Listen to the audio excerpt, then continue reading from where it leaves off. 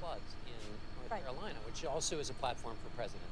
It is, because the handling of natural disasters is often a proxy for voters of competence. They look at how you handle something like that and they say this person is capable of handling big, important things. And that's why President Biden tomorrow is heading to North Carolina and South Carolina and Florida and Georgia the next day. And here we see the vice presidential candidates there. Tim Walz standing a lone man behind his lectern. Ed, give us your last thoughts as Brummy, you ready? As J.D. Vance is often. Thank God you're here, Brummy. There he is. We need our AI bot. It's performance. I changed it to Brummy. But no faux pas, and they're looking for a viral moment. Can y'all shut up? Can we get the audio for? They're already speaking. There you have Governor Walz appears to be taking some notes. J.D. Vance doing the same as our colleagues. And they were shaking hands before the cameras came. That's right. Well, we have the vice presidential debate coming up in a moment. It will be moderated by our own Nora O'Donnell. It's on. What are you doing? Ohio Senator J.D. Vance and Minnesota Governor Tim Walz take the stage. Well, they've taken the stage, so stick with us here and join us also on our streaming channel, CBS News 24/7, for exclusive content you won't see anywhere else. Thank you for joining us.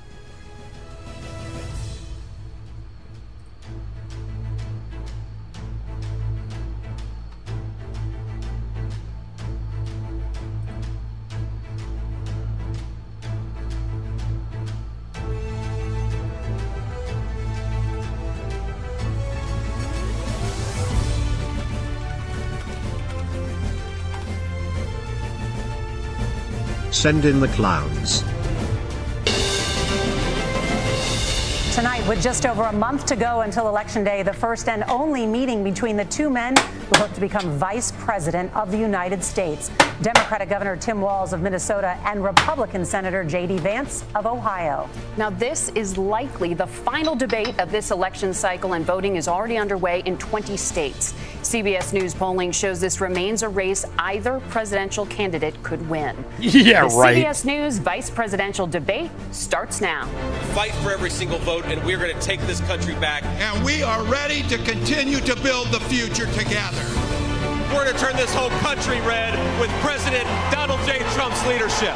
You know what's at the end of this little journey? Kamala Harris as the next president of the United States. This is a CBS News special, live from CBS News headquarters in New York. America Decides, the vice presidential debate. Good evening, I'm Nora O'Donnell, and thank you for joining us for tonight's CBS News We want to welcome our viewers on CBS, on other networks here in the U.S. and around the world. We have a consequential night ahead, and our focus is the issues that matter to you, the voter. Let's introduce the candidates. Minnesota's Democratic Governor Tim Walz and Ohio's Republican Senator J.D. Vance, tonight meeting for the first time. I'm Margaret Brennan. In order to have a thoughtful and civil debate, these are the rules that both campaigns have agreed to. Questions will be directed at one candidate, who will have 2 minutes to respond. The other candidate will be allowed 2 minutes for rebuttal. Then each candidate will get another minute to make further points, with an additional 1 minute each at the discretion of the moderator. The primary role of the moderators is to facilitate the debate between the candidates, enforce the rules, and provide the candidates with the opportunity to fact-check claims made by each other. CBS News reserves the right to mute the candidates' microphones to maintain decorum. We have not shared the questions or topics with the campaigns. The stage is set. Governor, Senator, thank you for joining us. Let's get started. Tonight, our country is facing several unfolding crises. The Middle East is on the brink of war. Americans are suffering from the catastrophic impact of Hurricane Helene. And now a labor strike as 25,000 dock workers from Maine to Texas are picketing. We're going to begin tonight with the Middle East. Margaret. Thank you, Nora. Earlier today, Iran launched its largest attack yet on Israel, but that attack failed, thanks to joint U.S. and Israeli defensive action. President Biden has deployed more than 40,000 U.S. military personnel and assets to that region over the past year to try to prevent a regional war. Iran is weakened, But the U.S. still considers it the largest state sponsor of terrorism in the world, and it has drastically reduced the time it would take to develop a nuclear weapon. It is down now to 1 or 2 weeks' time. Governor Walz, if you were the final voice in the Situation Room, would you support or oppose a preemptive strike by Israel on Iran? You have 2 minutes. Well, thank you. And thank you for those joining at home tonight. Let's keep in mind where this Shut up, bitch. October 7th, Hamas terrorists massacred over 1,400 Israelis and took prisoners. Israel's ability to be able to defend itself is absolutely fundamental. Getting its hostages back, fundamental, and ending the humanitarian crisis in Gaza. But the expansion of Israel and its proxies is an absolute fundamental necessity for the United States to have the steady leadership there. You saw it experienced today, where along with our Israeli partners and our coalition, able to stop the incoming attack. But what's fundamental here is that steady leadership is going to matter. It's clear, and the world saw it on that debate stage a few weeks ago, a nearly 80-year-old Donald Trump talking about crowd sizes is not what we need in this moment. But it's not just that. It's those that were He's closest nervous. to Donald Trump. He is, isn't he? That understand how dangerous he is when the world is this dangerous. Let's go, Vance. His chief of Cleveland staff, rocks. John Kelly, said that he was the most flawed human being he'd I'm ever met. asleep already. And both of his secretaries of defense and his national security advisors said he should be nowhere near the White House. Now, the person closest to them, Donald Trump, said he's unfit for the highest office. That was Senator Vance. What we've seen out of Vice President Harris is we've seen steady leadership. We've seen a calmness that is able to draw on the coalitions to bring them together. Understanding that our allies matter. When our allies see Donald Trump turn towards Vladimir Putin, turn towards North Korea, when we start to see that type of fickleness around holding the coalitions together, we will stay committed. And as the Vice President said today we will protect our forces and our allied forces, and there will be consequences. Governor, your time is up. Senator Vance, the same question. Would you support or oppose a preemptive strike by Israel on Iran? You have 2 minutes. So, Margaret, I want to answer the question. First of all, thanks, Governor. Thanks to CBS for hosting the debate. And thanks, most importantly, to the American people who are watching this evening and caring enough about this country to pay attention to this vice presidential debate. I want to answer the question, but I want to actually give an introduction to myself a little bit, because I recognize a lot of Americans don't know who either one of us are. I was raised in a working class family. My mother required food assistance for periods of her life. My grandmother required Social Security help to raise me. And she raised me in part because my own mother struggled with addiction for a big chunk of my early life. I went to college on the GI Bill after I enlisted in the Marine Corps and served in Iraq. And so I stand here asking to be your vice president with extraordinary gratitude for this country, for the American dream that made it possible for me to live my dreams. And most importantly, I know that a lot of you are worried about the chaos in the world and the feeling that the American dream is unattainable. I want to try to convince you tonight over the next 90 minutes that if we get better leadership in the White House, if we get Donald Trump back in the White House, the American dream is going to be attainable once again. Now, to answer this particular question, we have to remember that as much as Governor Walz just accused Donald Trump of being an agent of chaos, Donald Trump actually delivered stability in the world, and he did it by establishing effective deterrence. Nice. People were afraid of stepping out of line. Iran, which launched this attack, has received over $100 billion in unfrozen assets thanks to the Kamala Harris administration. What do they use that money for? They use it to buy weapons that they're now launching against our allies, and God forbid, potentially launching against the United States as well. Donald Trump recognized that for people to fear the United States, you needed peace through strength. They needed to recognize that if they got out of line, the United States global leadership would put stability and peace back in the world. Now, you asked about a preemptive strike, Margaret, and I want to answer the question. Look, it is up to Israel what they think they need to do to keep their country safe, and we should support our allies wherever they are when they're fighting the bad guys. I think that's the right approach to take with the Israel question. Thank you, Senator. Governor Walz, do you care to respond to any of the allegations? Well, look, Donald Trump was in office. We'll sometimes hear a revisionist history, but when Donald Trump was in office, it was Donald Trump who we had a coalition of nations that had boxed Iran's nuclear program in, the inability to advance it. Donald Trump pulled that program and put nothing else in its place. So Iran is closer to a nuclear weapon than they were before because of Donald Trump's fickle leadership. And when Iran shot down an American aircraft in international airspace, Donald Trump tweeted, because that's the standard diplomacy of Donald Trump. And when Iranian missiles did fall near U.S. troops and they received traumatic brain injuries, Donald Trump wrote it off as headaches. Look, our allies understand. What are you that talking about? Donald Trump is not the doctor there. Has the most flattery or where it makes sense to him. Steady leadership like you witnessed today, like you witnessed in April. Both Iranian attacks were repelled.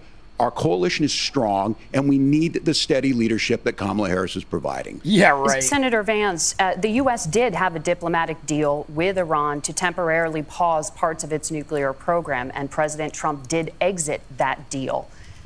He recently said, just 5 days ago, the U.S. must now make a diplomatic deal with Iran because the consequences are impossible. Did he make a mistake? You have 1 minute. Well, first of all, Margaret, diplomacy is not a dirty word, but I think that's something that Governor Walz just said is quite extraordinary. You yourself just said Iran is as close to a nuclear weapon today as they have ever been. And Governor Walz, you blame Donald Trump. Who has been the vice president for the last 3.5 years? And the answer is your running mate, not mine. Donald Trump consistently made the world more secure. Now, we talk about what the sequence of events that led us to where we are right now, and you can't ignore October the 7th, which I appreciate Governor Walz bringing up. But when did Iran and Hamas and their proxies attack Israel? It was during the administration of Kamala Harris. So Governor Walz can criticize Donald Trump's tweets, but effective, smart diplomacy and peace through strength is how you bring stability back to a very broken world. Donald Trump has already done it once before. Ask yourself at home, when was the last time, I'm 40 years old, when was the last time that an American president didn't have a major conflict break out? The only answer is during the 4 years that Donald Trump was president. Gentlemen, we have a lot to get to. Nora? Margaret, thank you. They've already tried. Let's turn now to Hurricane Helene. One to Vance versus Walz and CBS.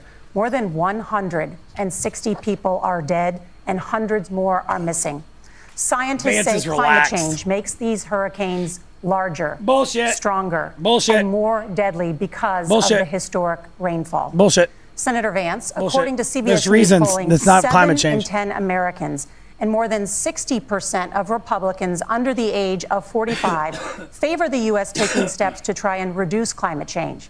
Senator, what responsibility would the Trump administration have to try and reduce the impact of climate change? I'll give you 2 minutes. Sure. So first of all, let's start with the hurricane. Nothing. It's bullshit. It's an unbelievable, unspeakable human tragedy. I just saw today actually a photograph of 2 grandparents on a roof with a 6-year-old child, and it was the last photograph ever taken of them because the roof collapsed and those innocent people lost their lives. And I'm sure Governor Walz joins me in saying our hearts go out to those innocent people, our prayers go out to them, and we want as robust and aggressive as a federal response as we can get to save as many lives as possible, and then of course afterwards to help the people in those communities rebuild. I mean, these are communities that I love. Some of them I know very personally in Appalachia, all across the Southeast. They need their government to do their job, and I commit that when Donald Trump is president again, the government will put the citizens of this country first when they suffer from disaster. JC, he's fucking 40, dude. Change. I think this is a very 43 next month. A lot of people are justifiably worried about all these crazy weather patterns. I think it's important for us, first of all, to say Donald Trump and I support clean air, clean water. We want the environment to be cleaner and safer. But one of the things that I've noticed some of our Democratic friends talking a lot about is a concern about carbon emissions, this idea that carbon emissions drives all of the climate change. Well, let's just say that's true, just for the sake of argument, so we're not arguing about weird science. Let's just say that's true. Well, if you believe that, what would you want to do? The answer is that you'd want to reshore as much American manufacturing as possible, and you'd want to produce as much energy as possible in the United States of America because we're the cleanest economy in the entire world. What have Kamala Harris's policies actually led to? More energy production in China, more manufacturing overseas, more doing business in some of the dirtiest parts of the entire world. And when I say that, I mean the amount of carbon emissions they're doing per unit of economic output. So if we actually care about getting cleaner air and cleaner water, the best thing to do is to double down and invest in American workers and the American people. And unfortunately, Kamala Harris has done exactly the opposite. Governor Walz, you have 2 minutes to respond. Well, we got close to an agreement because all those things are happening. Look, first of all, it is a horrific tragedy with this hurricane. And my heart goes out to the folks that are down there in contact with the governors. I serve as co-chair of the Council of Governors as we work together on these emergency management. What just governors know no partisanship. They work together. So all of the governors and the emergency responders are on the ground. Those happen on the front end. The federal government comes in, makes sure they're there to that we recover. But we're still in that phase where we need to make sure that they're staying there, staying focused. Now, look, coming back to the climate change issue, there's no doubt this thing roared onto the scene faster and stronger than anything we've seen. Senator Vance has said that there's a climate problem in the past. Donald Trump called it a hoax and then joked that these things would make more beachfront property to be able to invest in. What we've seen out of the Harris administration now, the Biden-Harris administration, is we've seen this investment. We've seen massive investments, the biggest in global history that we've seen in the Inflation Reduction Act, has created jobs all across the country. 2,000 in Jeffersonville, Ohio, taking the EV technology that we invented and making it here. 200,000 jobs across the country. The largest solar manufacturing plant in North America sits in Minnesota. But my farmers know climate change is real. They've seen 500-year droughts, 500-year floods back to back. But what they're doing is adapting, and this has allowed them to tell me, look, I harvest corn, I harvest soybean, and I harvest wind. We are producing more natural gas and more oil at any time than we ever have. We're also producing more clean energy. So the solution for us is to continue to move forward, that climate change is real. Reducing our impact is absolutely critical, but this is not a false choice. You can do that at the same time you're creating the jobs that we're seeing all across the country. That's exactly what this administration has done. We are seeing us becoming an energy superpower for the future, not just the current. And that's what absolutely makes sense. And then we start thinking about how do we mitigate these disasters. Thank you. Senator, I want to give you an opportunity to respond there. The governor mentioned that President Trump has called climate change a hoax. Do you agree? Well, look, what the president has said is that if the Democrats, in particular Kamala Harris and her leadership, if they really believe that climate change is serious, what they would be doing is more manufacturing and more energy production in the United States of America, and that's not what they're doing. So clearly, Kamala Harris herself doesn't believe her own rhetoric on this. If she did, she would actually agree with Donald Trump's energy policies. Now, something Governor Walz said, word of the day, kids, bullshit. When we talk about clean energy, I think that's a slogan that often the Democrats will use here. I'm talking, of course, about the Democratic leadership. And the real issue is that if you're spending hundreds of millions or even billions of dollars of American taxpayer money on solar panels that are made in China, number one, you're going to make the economy dirtier. We should be making more of those solar panels here in the United States of America. Some of them are, Tim, but a lot of them are being made overseas in China, especially the components that go into those solar panels. So if you really want to make the environment cleaner, you've got to invest in more energy production. We haven't built a nuclear facility, I think, one in the past 40 years. Senator. Natural gas, we got to invest more in it. Kamala Harris has done the opposite. That's raised energy prices and also meant that we're doing worse by the climate. Senator, your time is up. Governor, would you like to respond? Whatever. Well, look, we're producing more natural gas. Silence him. He's making too much sense. We're producing more oil. But the folks know, and like I said again, these are not liberal folks. These are not folks that are Green New Deal folks. These are farmers that have been drought one year, massive flooding the next year. They understand that it makes sense. Look, our number one export cannot be topsoil from erosion from these massive storms. We saw it in Minnesota this summer. And thinking about how do we respond to that, we're thinking ahead on this. And what Kamala Harris has been able to do in Minnesota, we're starting to weatherproof some of these things. The infrastructure law that was passed allows us to think about mitigation in the future. How do we make sure that we're protecting by burying our power lines? How do we make sure that we're protecting lakefronts and things that we're seeing more and more of? But to call it a hoax and to take the oil company executives to Mar-a-Lago, say, give me money for my campaign and I'll let you do whatever you want. We can be smarter about that, and an all-above energy policy is exactly what she's doing, creating those jobs right here. Governor, your time is up. The overwhelming consensus among scientists is that the Earth's climate is warming at an unprecedented rate. Margaret? Thank you, Nora. We're going to turn now to immigration. Bullshit. The crisis at the U.S.-Mexico border consistently ranks as one of the top issues for American voters. Senator Vance, your campaign is pledging to carry out the largest mass deportation plan in American history and to use the U.S. military to do so. That's right, baby. Could you be more specific about exactly how this will work? For example, would you deport parents who have entered the U.S. illegally and separate them from any of their children who were born on U.S. soil? You have 2 minutes. So first of all, Margaret, before we talk about deportations, we have to stop the bleeding. We have a historic immigration crisis because Kamala Harris started and said that she wanted to undo all of Donald Trump's border policies. 94 executive orders suspending deportations, decriminalizing illegal aliens, massively increasing the asylum fraud that exists in our system. That has opened the floodgates. And what it's meant is that a lot of fentanyl is coming into our country. I had a mother who struggled with opioid addiction and has gotten clean. I don't want people who are struggling with addiction to be deprived of their second chance because Kamala Harris let in fentanyl into our communities at record levels. So you've got to stop the bleeding. You've got to re-implement Donald Trump's border policies, build the wall, re-implement deportations. And that gets me to your point, Margaret, about what do we actually do? So we've got 25 million illegal aliens who are here in the country. What do we do with them? I think the first thing that we do is we start with the criminal migrants. About 1 million of those people have committed some form of crime in addition to crossing the border illegally. I think you start with deportations on those folks. And then I think you make it harder for illegal aliens to undercut the wages of American workers. A lot of people will go home if they can't work for less than minimum wage in our own country. And by the way, that'll be really good for our workers who just want to earn a fair wage for doing a good day's work. And the final point, Margaret, is you ask about family separation. Right now in this country, Margaret, we have 320,000 children that the Department of Homeland Security has effectively lost. Some of them have been sex trafficked. Some of them hopefully are at homes with their families. Some of them have been used as drug trafficking mules. The real family separation policy in this country is unfortunately Kamala Harris's wide open southern border. And I'd ask my fellow Americans to remember when she came into office, she said she was going to do this. Real leadership would be saying, you know what? I screwed up. We're going to go back to Donald Trump's border policies. I wish that she would do that. It would be good for all of us.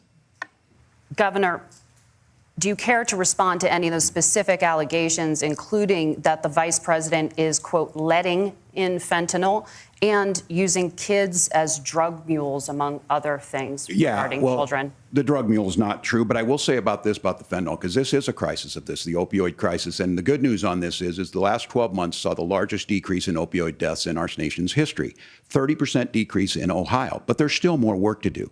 But let's go back to this on immigration. Kamala Harris was the attorney general of the largest state and a border state in California. She's the only person in this race who prosecuted transnational gangs for human trafficking and drug interventions. But they take everything so literal so they can fact check it. It's so disingenuous. You know, it's so bullshit. That's the Border Patrol agents. That's the Chamber of Commerce. That's most Americans out here. That's why we had the fairest and the toughest bill on immigration that this nation's seen. It was crafted by a conservative senator from Oklahoma, James Lankford. I know him. He's super conservative, but he's a man of principle, wants to get it done. Democrats and Republicans worked on this piece of legislation. The Border Patrol said, this is what we need in here. These are the experts. And the Chamber of Commerce and the Wall Street Journal said, pass this thing. Kamala Harris helped get there. 1,500 new border agents, detection for drugs, DOJ money to speed up these the adjudications on this, just what America wants. But as soon as I was getting ready to pass and actually tackle this, Donald Trump said no, told them to vote against it because it gives him a campaign issue.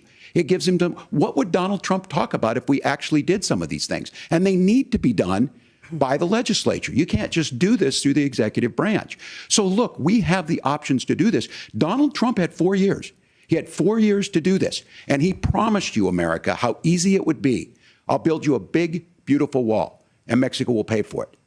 Less than 2% of that wall got built, and Mexico didn't pay a dime. But here we are again, 9 years after he came down that escalator, dehumanizing people and telling them what he was going to do. As far as the deportation plan, at one point, Senator Vance said it was so unworkable to be laughable. So that's where we're at. Pass the bill, she'll sign it. Governor, your time is up. Senator, the question was, will you separate parents from their children, even if their kids are U.S. citizens? You have 1 minute. Margaret, my point is that we already have massive child separations thanks to Kamala Harris's open border. And I didn't accuse Kamala Harris of inviting drug mules. I said that she enabled the Mexican drug cartels to operate freely in this country. And we know that they use children as drug mules. And it is a disgrace, and it has to stop. Look, I think what Tim said just doesn't pass the smell test. For 3 years, Kamala Harris went out bragging that she was going to undo Donald Trump's border policy. She did exactly that. We had a record number of illegal crossings. We had a record number of fentanyl coming into our country. And now that she's running for president, or a few months before, she says that somehow she got religion and cared a lot about a piece of legislation.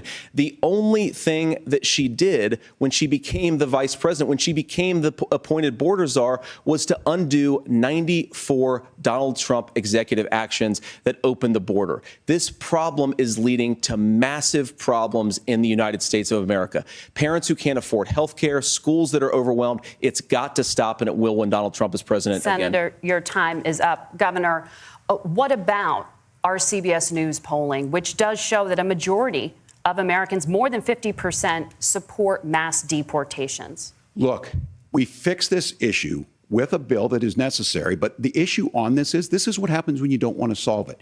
You demonize it. And we saw this. And Senator Vance, and it surprises me on this, talking about and saying, I will create stories to bring attention to this. That vilified a large number of people who were here legally in the community of Springfield. The Republican governor said, it's not true. Don't do it. There's consequences for this. There's consequences. We could come together. Senator Langford did it. We could come together and solve this if we didn't let Donald Trump continue to make it an issue. And the consequences in Springfield were the governor had to send state law enforcement to escort kindergartners to school. I believe Senator Vance wants to solve this, but by standing with Donald Trump and not working together to find a solution, it becomes a talking point. And when it becomes a talking point like this, we dehumanize and villainize other human beings. Tim, Governor, your time is up. Senator, I'll give you 1 minute, but let me just ask you the question first. The governor has made the point, and I think as a sitting lawmaker, you know that Congress controls the purse strings and any funding. So you have said repeatedly that Donald Trump would, through executive action, solve this. Do you disagree that Congress controls the purse strings and would need to support many of the changes that you would actually want to implement? You have 1 minute. Look, Margaret, first of all, the gross majority of what we need to do at the southern border is just empowering law enforcement to do their job. I've been to the southern border more than our border czar, Kamala Harris, has been, and it's actually heartbreaking because the Border Patrol agents, they just want to be empowered to do their job. Of course, additional resources would help, but most of this is about the president and the vice president empowering our law enforcement to say, if you try to come across the border illegally, you've got to stay in Mexico, you've got to go back through proper channels. Now, Governor Walz brought up the community of Springfield, and he's very worried about the things that I've said in Springfield. Look, in Springfield, Ohio, and in communities all across this country, you've got schools that are overwhelmed. You've got hospitals that are overwhelmed. You have got housing that is totally unaffordable because we brought in millions of illegal immigrants to compete with Americans for scarce homes. The people that I'm most worried about in Springfield, Ohio, are the American citizens who have had their lives destroyed by Kamala Harris's open border. It is a disgrace, Tim. And I actually think, I agree with you. I think you want to solve this problem, but I don't think that Kamala Harris does. Senator, your time is up. Governor, you have 1 minute to respond. Of course he does. Well, it is law enforcement. Look at him, he's jazzed. They helped craft it. They're the ones that supported it. That's because they know we need to do this. Look, this issue of continuing to bring this up, of not dealing with it, of blaming migrants for everything. On housing, we could talk a little bit about Wall Street speculators buying up housing and making them less affordable, but it becomes a blame. Look, this bill also gives the money necessary to adjudicate. Huckleberry Pie, I see you over there. It should take 7 years for an asylum claim to be done. This bill gets it done in 90 days. Then you start to make a difference in this, Floyd's and you Fort? start to adhere to what we know, American principles. I don't talk about my faith a lot, but Matthew 25:40 talks about, to the least amongst us you do unto me. I think that's true of most Americans. They simply want order to it. This bill does it. It's funded. It's supported by the people who do it, and it lets us keep our dignity about how we treat other people. Thank you, Governor. And just to clarify for our viewers, Springfield, Ohio does have a large number of Haitian migrants who have legal status. Oh, here we go. Temporary protected. Here we go. Margaret, but thank you, Senator. We no, have so look much at that. Margaret, oh, they're ridiculous. Out of the economy. Thank Margaret, you. the rules were that you guys weren't going to fact check, no. and since you're fact checking me, Yeah, I think it's important to say what's actually going on. So there's an application called the CBP One app. Yes. Where you can go on as an illegal migrant, apply for asylum or apply for parole, and be granted legal status at the wave of a Kamala Harris open border wand. That is not a person coming in, applying for a green card and waiting for 10 years. That is the facilitation of illegal immigration, Margaret, by our own Thank you, Senator, for leadership. describing the legal process. We have so much to get to, Senator. Those laws have been on the books since 1990. Thank you, gentlemen. The CBP One app has not been on the books since 1990. It's something that Kamala Harris... They're trying to turn his mic off. The audience can't hear you because your mics are cut. No, we heard. So much we want to get to. We heard what he said. Process. Nora, oh, they're awful. The economy is a top concern for voters. Each of your campaigns has released an economic plan. So let's talk about the specifics. Governor Walz, Vice President Harris unveiled a plan that includes billions in tax credits for manufacturing, housing, and a renewed child tax credit. The Wharton School says your proposals will increase the nation's deficit by $1.2 trillion. How would you pay for that without ballooning the deficit? Governor, I'll give you 2 minutes. Yeah, thank you. And Kamala Harris and I do believe in the middle class because that's where we come from. We both grew up in that. We understand. So those of you out there listening tonight, you're hearing a lot of stuff back and forth, and it's good. It's healthy. That's what this is supposed to happen. You should be listening. How's this going to impact me? The bold forward plan that Kamala Harris put out there is talking about this housing issue. The one thing is there's 3 million new houses proposed under this plan with down payment assistance on the front end to get you in a house. A house is much more than just an asset to be traded somewhere. It's foundational to where you're at. And then making sure that the things you buy every day, whether they be prescription drugs or other things, that there's fairness in that. Look, the $35 insulin is a good thing, but it costs $5 to make insulin. They were charging $800 before this law went into effect. As far as the housing goes, I've seen it in Minnesota. 12% more houses in Minneapolis, prices went down on rent 4%. It's working. And then making sure tax cuts go to the middle class. $6,000 child tax credit, we have one in Minnesota, reduces childhood poverty by 1/3. We save money in the long run, and we do the right thing for families. And then getting businesses off the ground. The law as it stands right now is $5,000 tax credit for small business, increasing that to $50,000. Now, this is a philosophical difference between us. Donald Trump made a promise, and I'll give you this. He kept it. He took folks to Mar-a-Lago, said, you're rich as hell, I'm going to give you a tax cut. He gave the tax cuts that predominantly went to the top guys. What's up over there on Rumble? What's up, Mary Todd, riding dirty? Increase in the national debt, the largest ever. Now he's proposing a 20% consumption or sales tax on everything we bring in. Everyone agrees, including businesses, it would be destabilizing it, it would increase inflation and potentially lead to a recession. Look, this is simple for you. Where are we going? Kamala Harris has said to do the things she wants to do. We'll just ask the wealthiest to pay their fair share. When you do that, our system works best, more people are participating in it, and folks have the things that they need. Senator, I want to give you a moment to respond on that. But similarly, the Wharton School has chat done an again. analysis thank you. of the Trump Thank you, plan Huckleberry. And says it would appreciate increase thumbs the up. nation's Thank you, Mary Todd. By Riding dirty, hit that thumbs up. Anybody else on Rumble, hit that thumbs up. For you. Chat some more. Help me fix this. The deficit. I'll give you 2 minutes. Well, first of all, you're going to hear a lot from Tim Walz this evening, and you just heard it in the answer. A lot of what Kamala Harris proposes to do, and some of it, I'll be honest with you, it even sounds pretty good. Here's what you won't hear, is that Kamala Harris has already done it.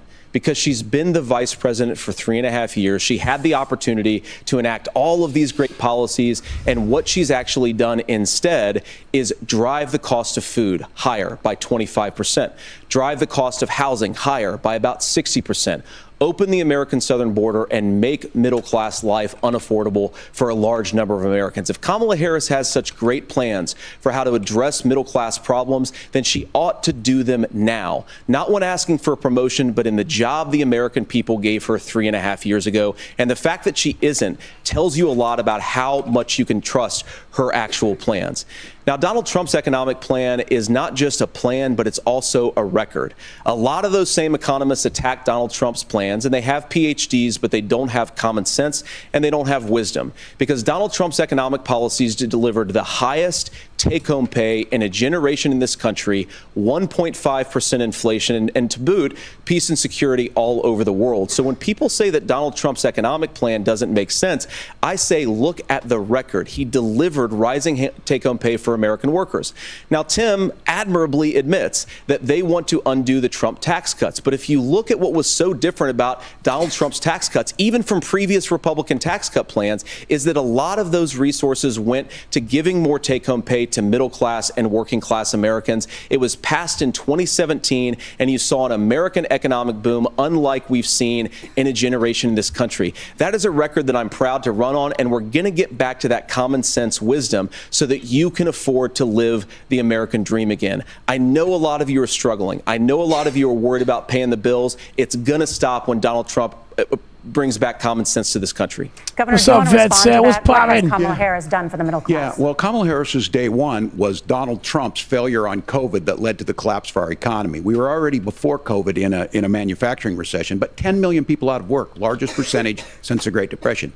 9 million jobs closed on that. That was day one. Whether it was the Infrastructure Act or other things we moved. Now, you made a question about experts, said this. I've made a note of this. Economists can't be trusted. Science can't be trusted. National security folks can't be trusted. Look, if you're going to be president, you don't have all the answers. Donald Trump believes he does. My pro tip of the day is this. If you need heart surgery, listen to the people at the Mayo Clinic in Rochester, Minnesota, not Donald Trump. And the same thing goes with this. And I ask you out there, teachers, nurses, truck drivers, or whatever, how is it fair that you're paying your taxes every year and Donald Trump hasn't paid any federal tax in the last 15 years, and the last year as president? That's what's wrong with the system. There's a way around it, and he's bragged about that. We're just asking for fairness all right, in it. Chat again for me over there on Rumble. You have a minute. Governor, you say trust the experts. But What those happened same to- what experts happened to, for 40 years said that if we shipped our manufacturing base off to China, we'd get cheaper goods. They lied about that. They said if we shipped our industrial base off to other countries, to Mexico and elsewhere, it would make the middle class stronger. They were wrong about that. They were wrong about the idea that if we made America less self-reliant, less productive in our own nation, that it would somehow make us better off, and they were wrong about it. And for the first time in a generation, Donald Trump had the wisdom there we and go. the courage Now to we've say got to the that Rumble bipartisan consensus, and the we're kick not doing it anymore. and we're bringing American the manufacturing YouTube back. all we're on the unleashing screen. American energy. We're going to Just make more of our X own in stuff. there. And this isn't just an economic issue. I mean, I've got 3 beautiful little kids at home, 7, 4, and 2, and I love them very much, and I hope they're in bed right now. But look, so many of the drugs, the pharmaceuticals that we put in the bodies of our children are manufactured by nations that hate us. This has to stop, and we're not going to stop it by listening to experts. We're going to stop it by listening to common sense wisdom, which is what Donald Trump governed on. Senator, your time is up. Governor Walz, can you address that? I mean, voters say they trust Donald Trump on the economy more. Why? If you're listening tonight and you want billionaires to get tax cuts, you heard what the numbers were. Look, I'm a union guy on this. I'm not a guy who wanted to ship things overseas, but I understand that, look, we produce soybeans and corn. We need to have fair trading partners. That's something that we believe in. I think the thing that most concerns me on this is Donald Trump was the guy who created the largest trade deficit in American history with China. So the rhetoric is good. Much of what the senator said right there, I'm in agreement with him on this. I watched it happen too. I watched it to my communities, and we talked about that. But we had people undercutting the right to collectively bargain. We had right to work states made it more difficult. We had companies that were willing to ship it over, and we saw people profit. Folks that are venture capital in some cases, putting money into companies that were overseas. We're in agreement that we bring those home. The issue is Donald Trump is talking about it. Kamala Harris has a record, 250,000 more manufacturing jobs just out of the IRA. May I respond to that? Yes. So appreciate that. So if you notice, what Governor Walz just did is he said, first of all, Donald Trump has to listen to the experts. And then when he acknowledged that the experts screwed up, he said, well, Donald Trump didn't do nearly as good of a job as the statistics show that he did. So what Tim Walz is doing, and I honestly, Tim, I think you've got a tough job here, because you've got to play whack-a-mole. You've got to pretend that Donald Trump didn't deliver rising take-home pay, which of course he did. You've got to pretend that Donald Trump didn't deliver lower inflation, which of course he did. And then you've simultaneously got to defend Kamala Harris's atrocious economic record, which has made gas, groceries, and housing unaffordable for American citizens. I was raised by a woman who would sometimes go into medical debt so that she could put food on the table in our household. I know what it's like to not be able to afford the things that you need to afford. We can do so much better. To all of you watching, we can get back to an America that's affordable again. We just got to get back to common sense economic principles. I hope we have a conversation on health care then. Senator, Governor. Please. Thank you. Margaret? We have a lot to get to ahead, gentlemen, on many topics. But right now, I want to talk about personal qualifications. The vice president is often the last voice the president hears before making consequential decisions. We want to ask you about your leadership qualities. Governor Walz, you said you were in Hong Kong during the deadly Tiananmen Square protests in the spring of 1989. But Minnesota Public Radio and other media outlets are reporting that you actually didn't travel to Asia until August of that year. Time to fess up. Can you explain that discrepancy? Time to fess up. And to the folks out there who didn't get at the top of this, look, I grew up in small rural Nebraska. Here it is. I grew up in a Midwestern town. You rode your bike with your buddies till the streetlights come on, and I'm proud of that service. I joined the National Guard at 17, worked on family farms, and then I used the GI Bill to become a teacher, passionate about it, a young teacher. My first year out, I got the opportunity in the summer of '89 to travel to China. 35 years ago, be able to do that. I came back home and then started a program to take young people there. We would take basketball teams, we would take baseball teams, we would take dancers, and we would go back and forth to China. The issue for that was to try and learn. Now look, my community knows who I am. They saw where I was at. Look, I will be the first to tell you, I have poured my heart into my community. Okay. I've tried to do the best I can, but I've not been perfect. But you weren't there. I'm a knucklehead at times, but it's always been about that. Those same people elected me to Congress for 12 years. And in Congress, I was one of the most bipartisan people, working on things like farm bills that we got done, working on veterans benefits. And then the people of Minnesota were able to elect me to governor twice. So look, my commitment has been from the beginning. You have to be kidding me right now. For the people, to make sure that I get Look this at right. Vance. I will say more than anything. Many times I will talk a lot. I will get caught up in the rhetoric. But being there, the impact it made, the difference it made in my life, I learned a lot about China. I hear the critiques of this. I would make the case that Donald Trump should have come on one of those trips with Donald us. Trump I guarantee you he wouldn't be praising Xi Jinping about COVID. And I guarantee you he wouldn't start a trade war that he ends up losing. So this is about trying to understand the world. It's about trying to do the best you can for your community. And then it's putting yourself out there and letting your folks understand what it is. My commitment, whether it be through teaching, which I was good at, or whether it was being a good soldier or was being a good member of Congress, those are the things that I think are the values that people care about. Hysterical. Governor, just to follow up on that, the question was, can you explain the discrepancy? All I said on this was I got there that summer and misspoke on this. So I will just, that's what I've said. So I was in. So you lied. Hong Kong and China during the democracy protests went in. And from that, I learned a lot of what needed to be in governance. That was so fucking Senator awkward. Vance, in 2016, oh my your God. running mate Donald Trump unfit for the nation's He finally had his Howard Dean moment. And you said he could be America's Hitler. I know you've been asked many times, and you've said you regret those comments and explained you then voted for Donald Trump in 2020. But the Washington Post reported new messages last week in which you also disparaged Trump's economic record while he was president, writing to someone in 2020, quote, Trump thoroughly failed to deliver his economic populism. He is a narcissist. You're now his running mate, and you've shifted many of your policy stances to align with his. You're right. If you become vice president, why should Americans trust that you will give Donald Trump the advice he needs to hear and not just the advice he wants to hear? You have 2 minutes. Well, first of all, Margaret, because I've always been open. And sometimes, of course, I've disagreed with the president, but I've also been extremely open about the fact that I was wrong about Donald Trump. I was wrong, first of all, because I believed some of the media stories that turned out to be dishonest fabrications of his record. But most importantly, Donald Trump delivered for the American people. Rising wages, rising take-home pay, an economy that worked for normal Americans, a secure southern border, a lot of things, frankly, that I didn't think he'd be able to deliver on. And yeah, when you screw up, when you misspeak, when you get something wrong and you change your mind, you ought to be honest with the American people about it. It's one of the reasons, Margaret, why I've done so many interviews is because I think it's important to actually explain to the American people where I come down on the issues and what changed. Now, you pointed out to messages from 2020. Margaret, I've been extremely consistent that I think there were a lot of things that we could have done better in the Trump administration the first round if Congress was doing its job. I strongly believe, and I've been a United States Senator, that Congress is not just a high-class debating society. It's not just a forum for senators and congressmen to whine about problems. It's a forum to govern. So there were a lot of things on the border, on tariffs, for example, where I think that we could have done so much more if the Republican Congress and the Democrats in Congress had been a little bit better about how they govern the country. They were so obsessed with impeaching Donald Trump, they couldn't actually govern. And I want to talk about this tariff issue in particular, Margaret, because Tim just accused this of being a national sales tax.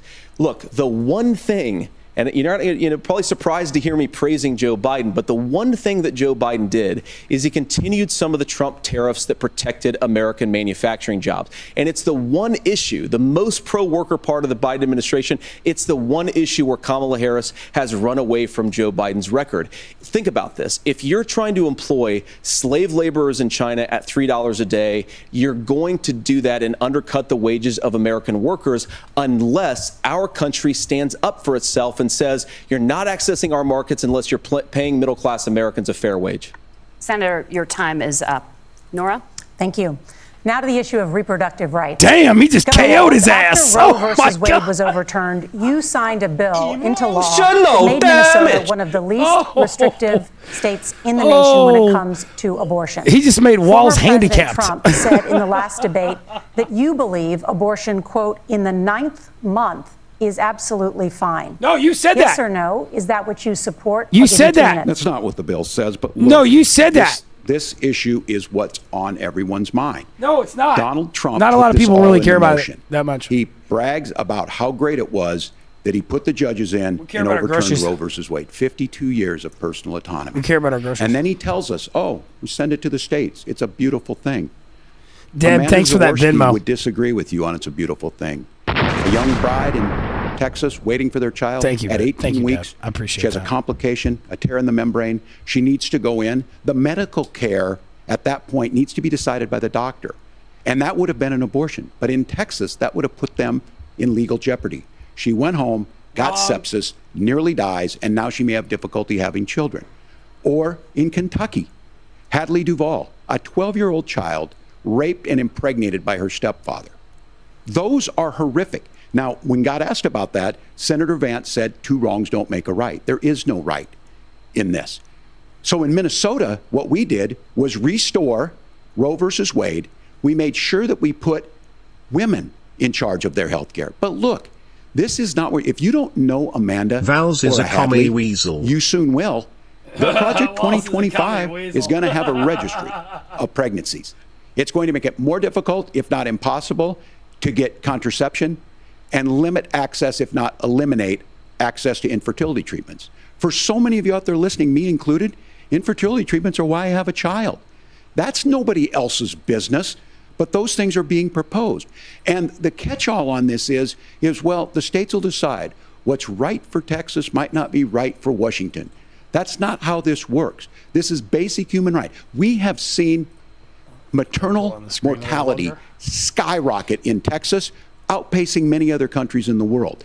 This is about health care. In Minnesota, we are ranked first in health care for a reason. We trust women, we trust doctors. Senator, do you want to respond to the governor's claim? Will you create a federal pregnancy monitoring agency? No, Nora, certainly we won't. And I want to talk about this issue because I know a lot of Americans care about it, and I know a lot of Americans don't agree with everything that I've ever said on this topic. And, you know, I grew up in a working class family in a neighborhood where I knew a lot of young women who had unplanned pregnancies and decided He's doing to this on purpose, dude. Because they feel like they didn't have any other options. He's doing it on purpose. One of them is actually very dear know to me. it, And I JD. know she's watching tonight, and I love you.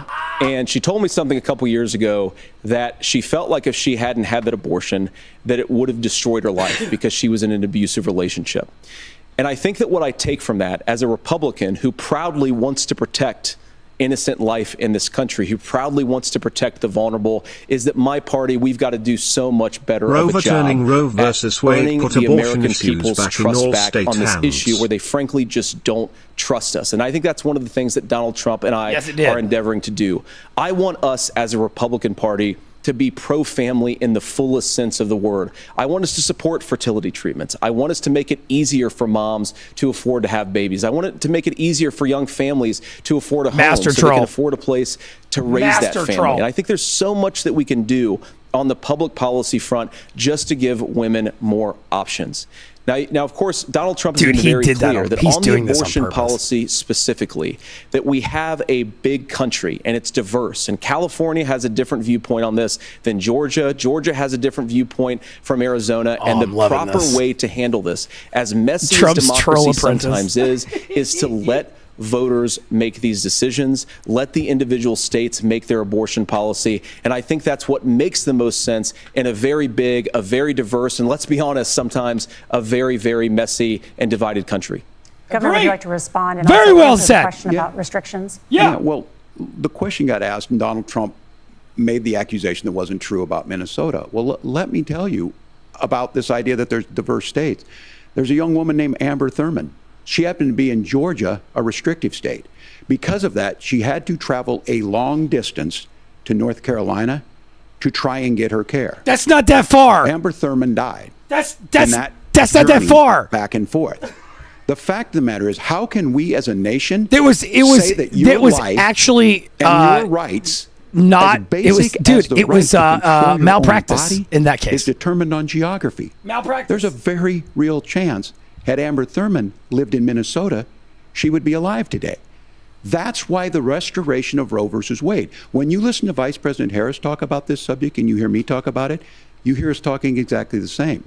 Donald Trump is trying to figure out how to get the political right of this. I agree with you. You have to look into the stories that they use. What's happening. His running mate, though, does not. And they're that's the insane. problem. Governor, your time is up. Senator, let me ask you about that. He mentioned, it was, I think, referring to a national ban. In the past, you have supported a federal ban on abortion after 15 weeks.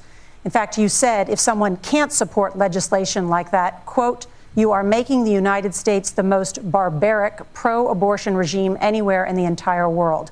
My question is, why have you changed your position?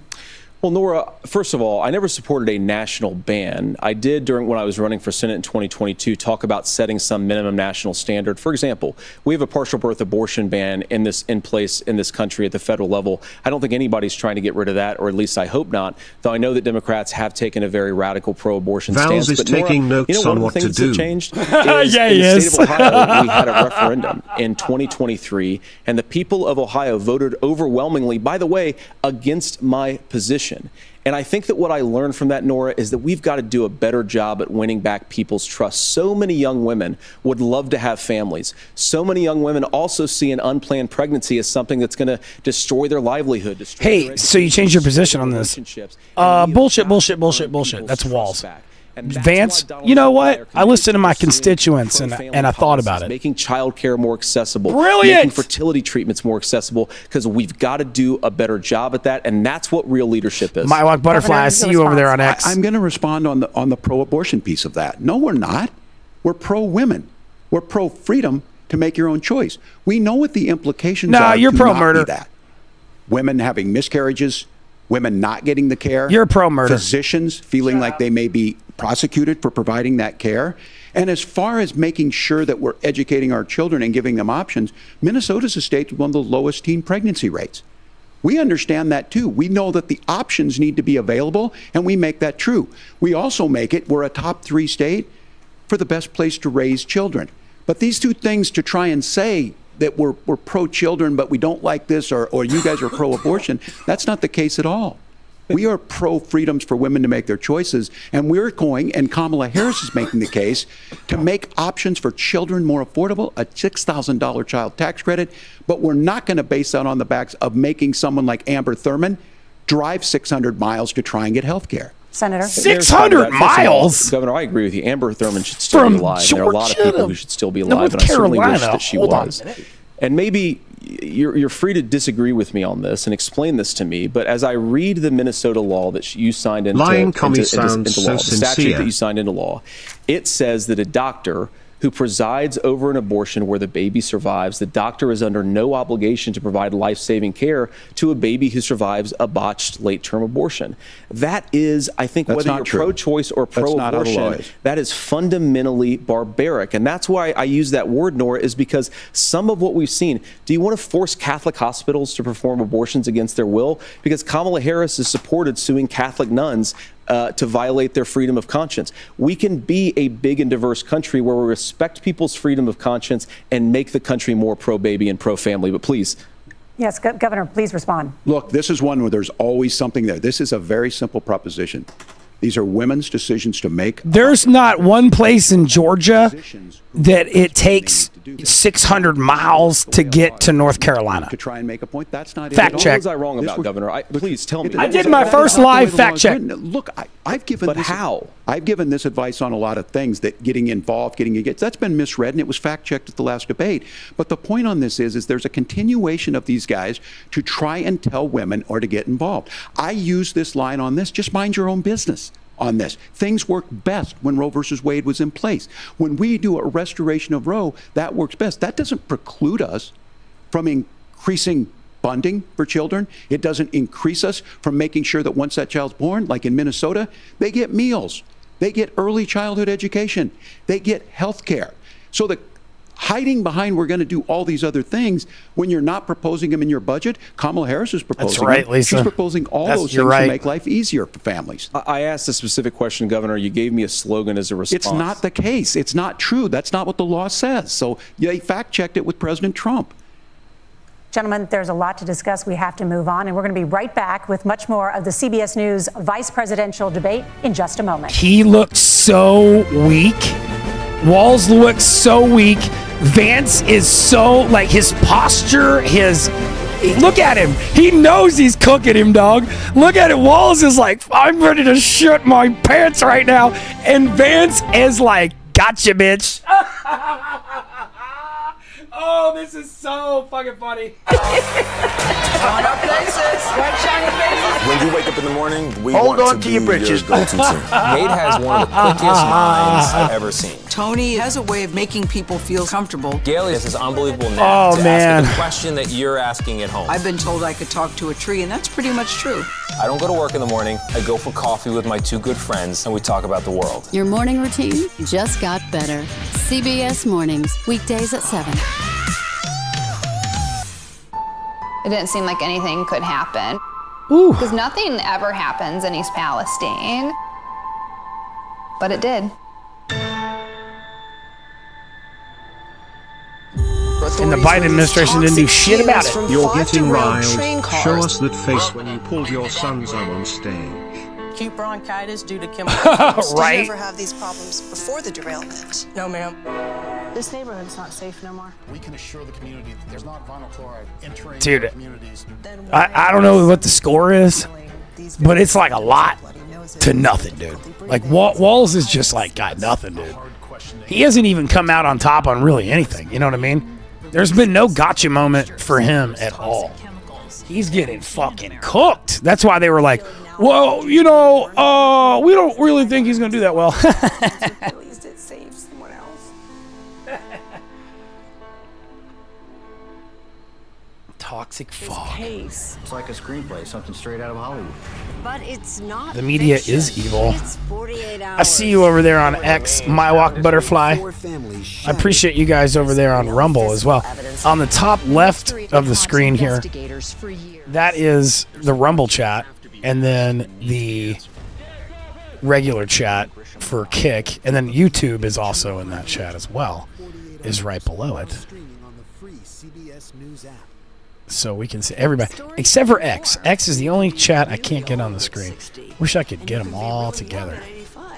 That would be cool. How do we unlock the power within ourselves to be who we want to be? And brighten your day. Who is right? The best part of fame is making people feel good. Always send the people home happy. Make every day a little more like Sunday morning. Here comes the sun. Stream now on the free CBS News app.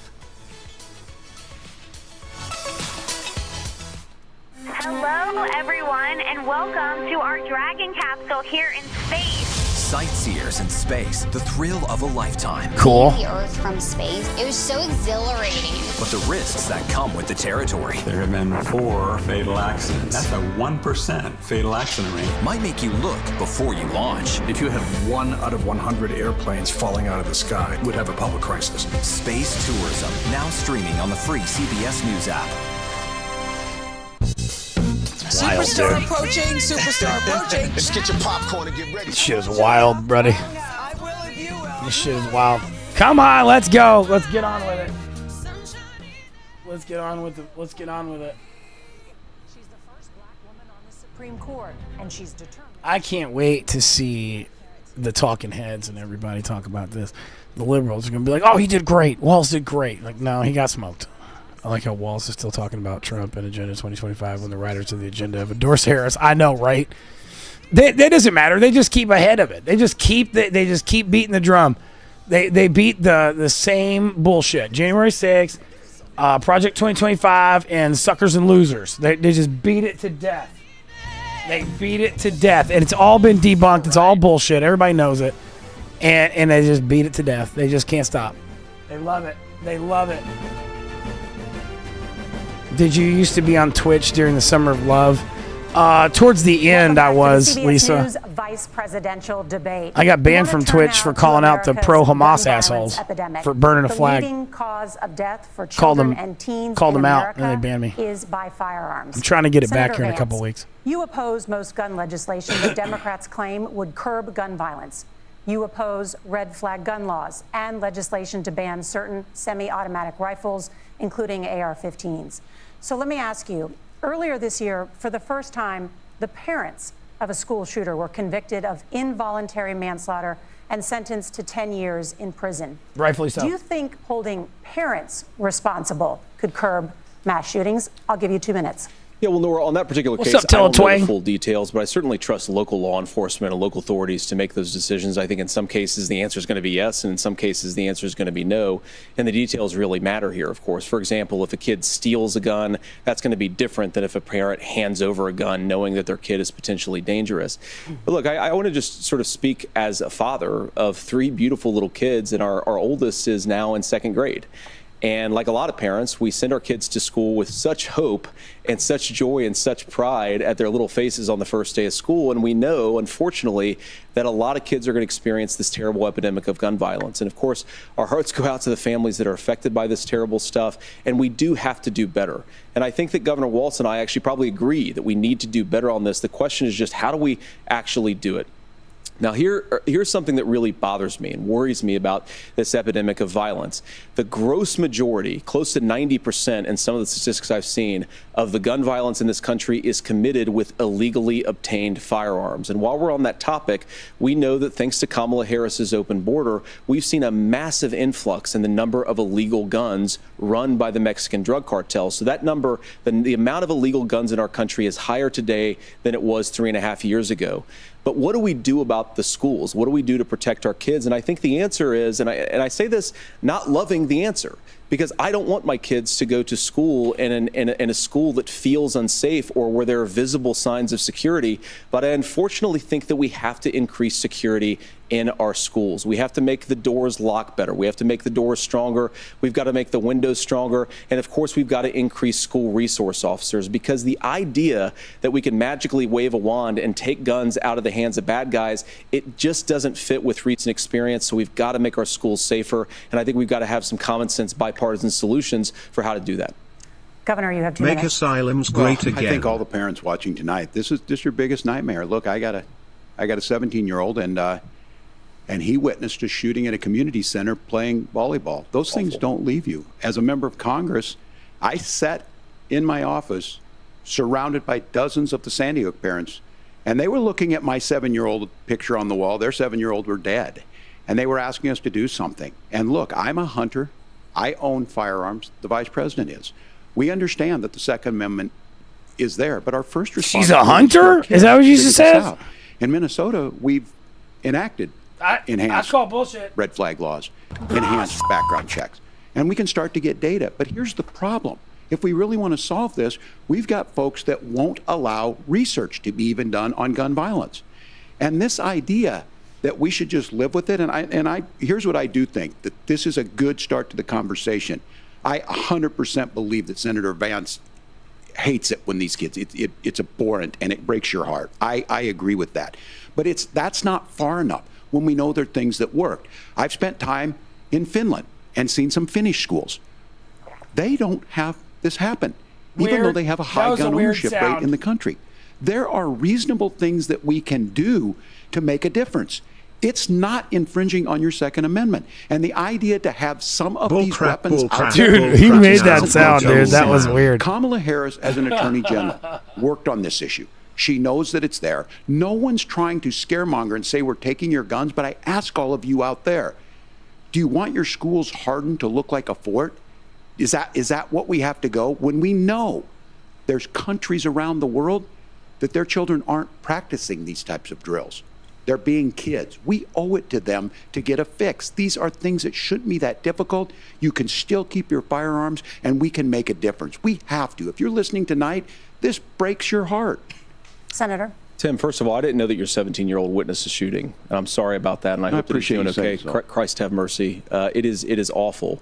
And I appreciate what Tim said, actually, about Finland, because I do think it illustrates some of the frankly, weird differences between our own country's gun violence problem and Finland. Okay, first of all, we have way higher rates of mental health abuse, or mental health substance abuse. We have way higher rates of depression, way higher rates of anxiety. We unfortunately have a mental health crisis in this country that I really do think that we need to get to the root causes of, because I don't think it's the whole reason why we have such a bad gun violence problem. What do they do with insane kids in Finland? Another driver of the gun violence epidemic, especially that affecting our drop kids, them in the fishing holes. As many headlines, but is the terrible gun violence problem in a lot of our big cities. And this is why we have to empower law enforcement to arrest the bad guys, put them away, and take gun offenders off the streets. I think there's a whole host of things that we can do here, but I do think at our schools we've got to talk about more security. Senator, thank you. Governor, you previously opposed an assault weapons ban, but it's only later in your political career did you change your position. Why? Yeah, I sat in that office with those Sandy Hook parents. I've become friends with school shooters. I've seen it. Look, the NRA, I was an NRA guy for a long time. They used to teach gun safety. I'm of an age where my shotgun was in my car so I could pheasant hunt after football practice. That's not where we live today. And several things I want to mention on this. People had guns on their gun racks talking about cities and on their trucks when I was in high school. Number one, I graduated in 2000. Firearm deaths happen in Minnesota are rural suicides. And we have an epidemic of children getting guns and shooting themselves. And so we have, and we should look at all of the issues. Making sure folks have health care and all that, but I want to be very careful. This idea of stigmatizing mental health, just because you have a mental health issue doesn't mean you're violent.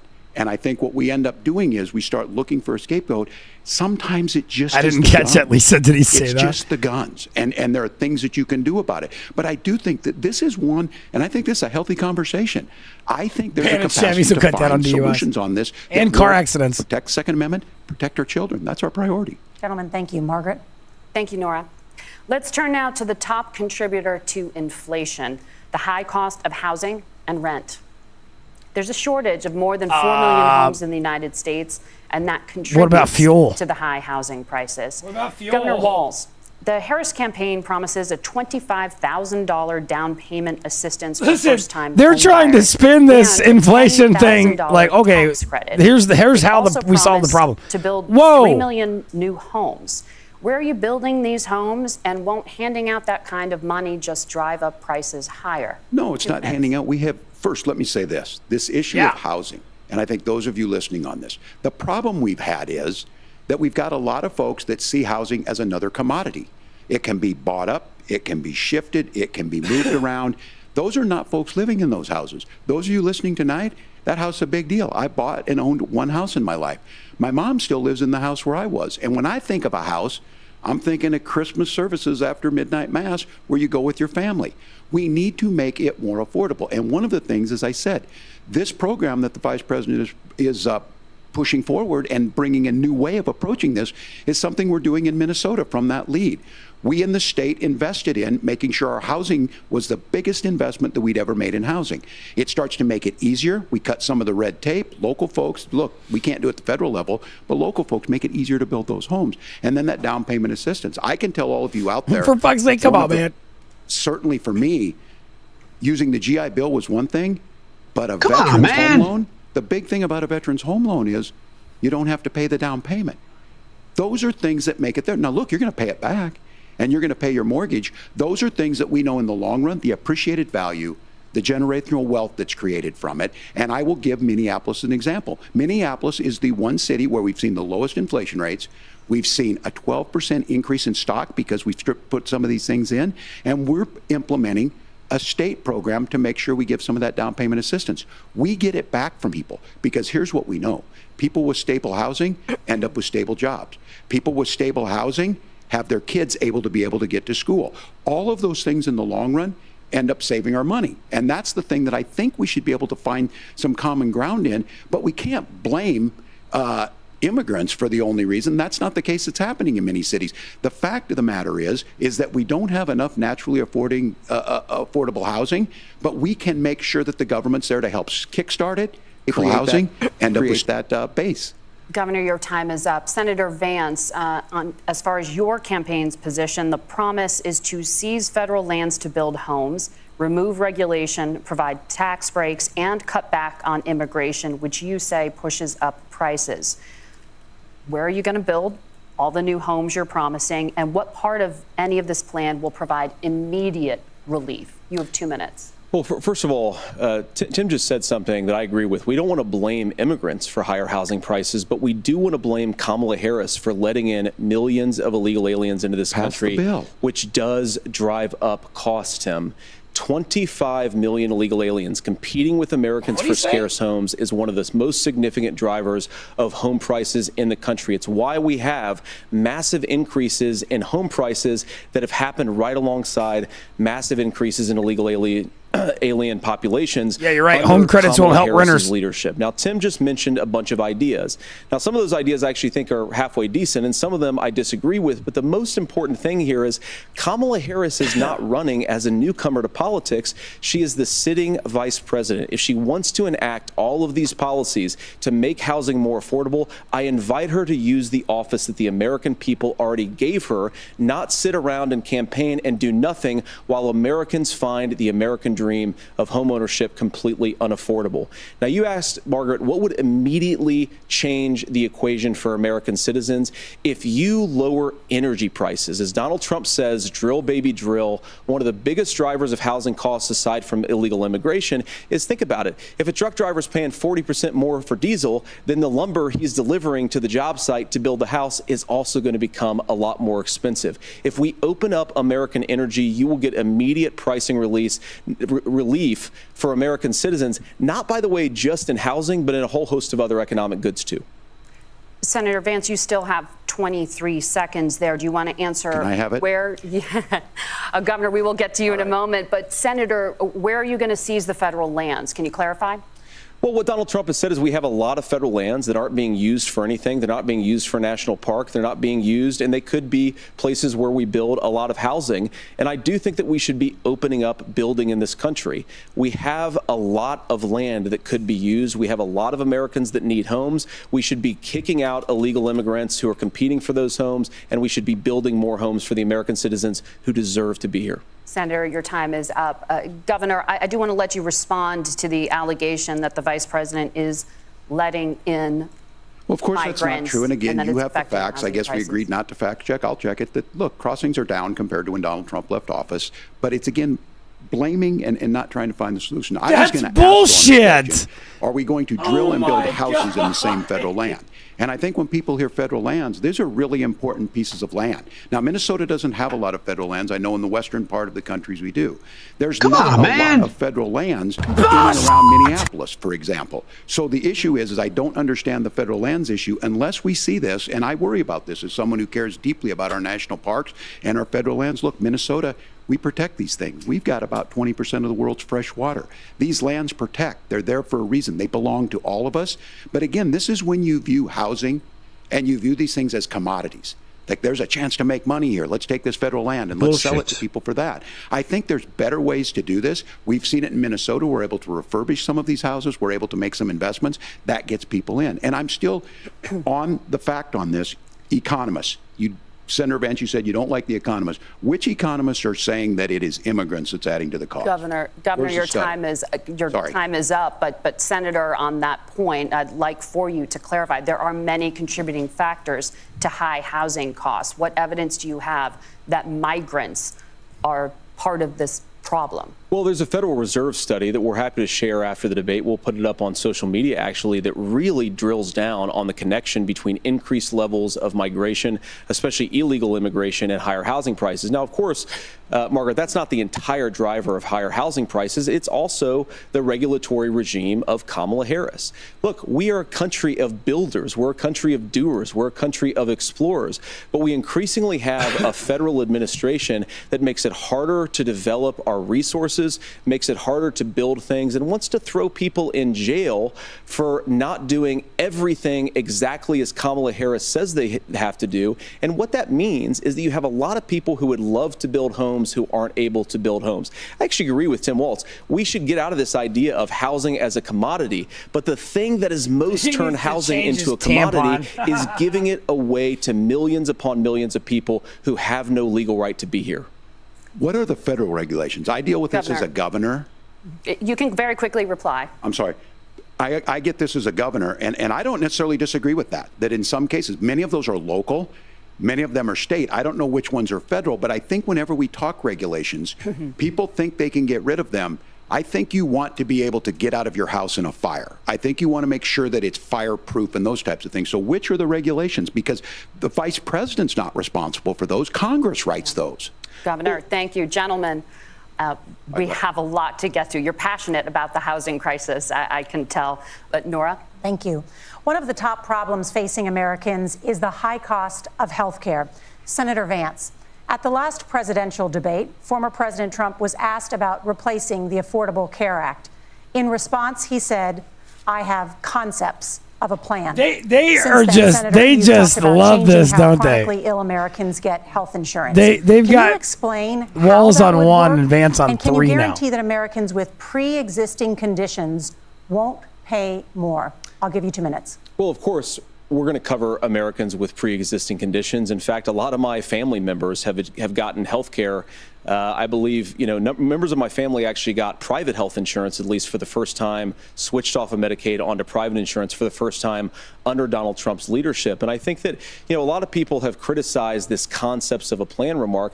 Look, it's very simple common sense. I think as Tim Walz knows from 12 years in Congress, you're not going to propose a 900-page bill standing on a debate stage. It would bore everybody to tears, and it wouldn't actually mean anything because part of this is the give and take of bipartisan negotiation. Now, when Donald Trump was actually president, and again, he has a record to be proud of, prescription drugs fell in 2018 for the first time in a very long time. Under Kamala Harris's leadership, prescription drugs are up about 7%. Under Donald Trump's entire 4 years, they were up about 1.5%. He introduced pricing transparency. Think about healthcare. You go into a hospital, you try to buy something, and nobody knows what it actually costs. That price transparency will actually give American consumers a little bit more choice and will also drive down costs. And we talked about. I'm glad he doesn't have a plan for government control of healthcare. Exactly. Donald Trump has said that if we allow states to experiment a little bit on how to cover both the chronically ill but the non-chronically ill, it's not just a plan. He actually implemented some of these regulations when he was president of the United States. And I think you can make a really good argument that it salvaged Obamacare, which was doing disastrously until Donald Trump came along.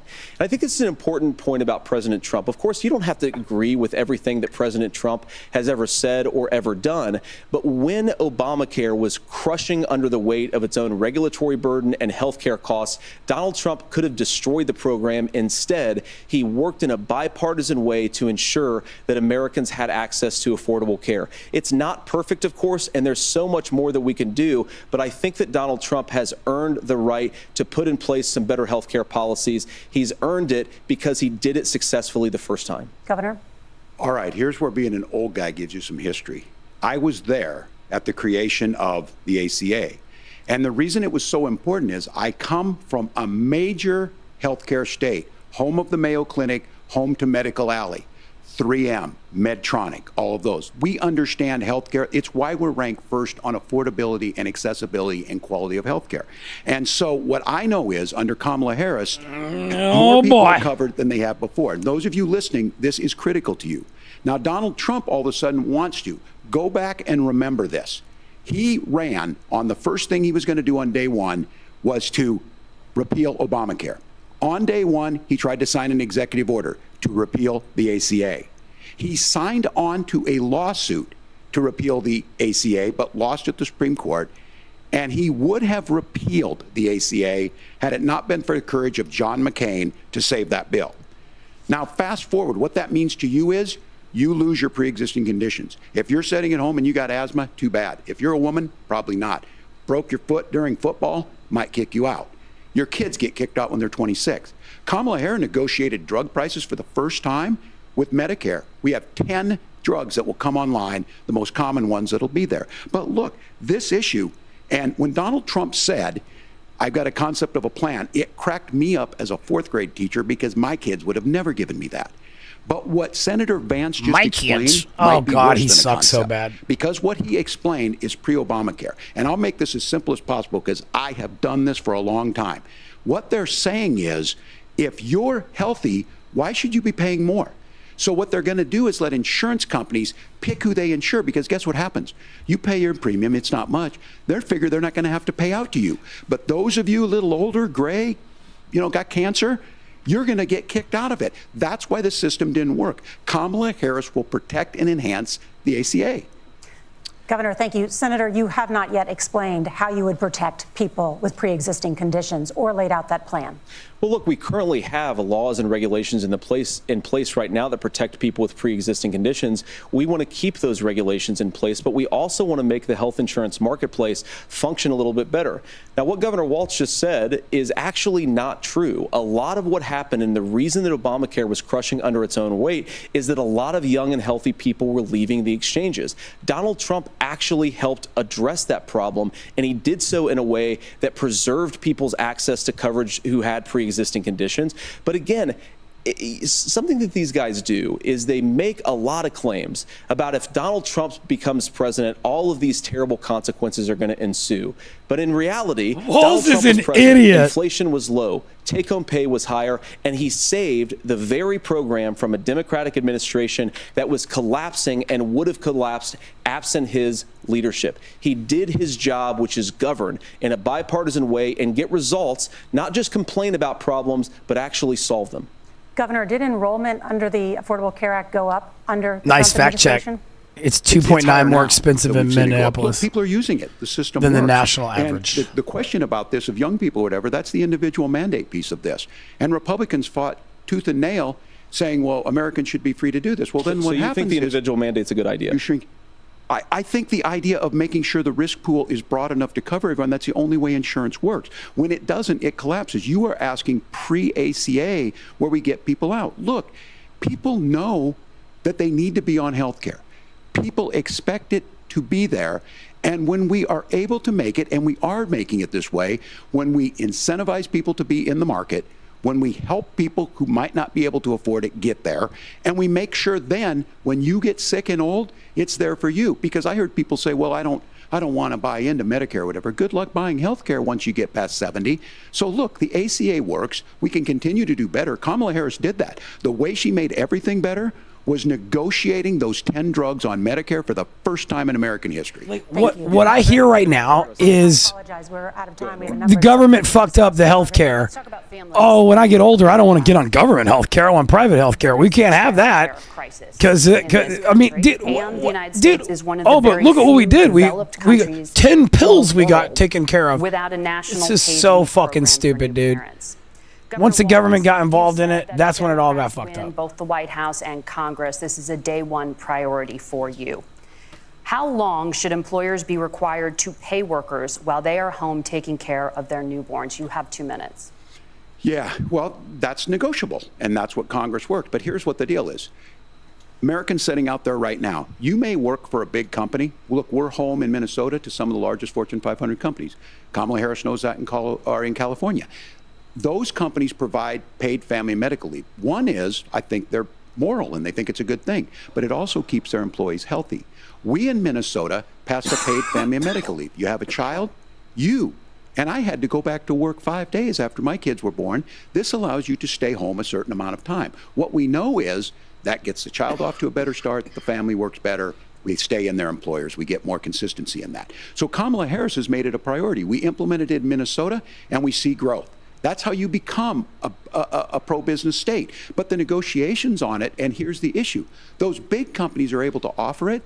Those of you out there who don't have it, just imagine what happens if you get cancer or your child gets sick. We know what happens.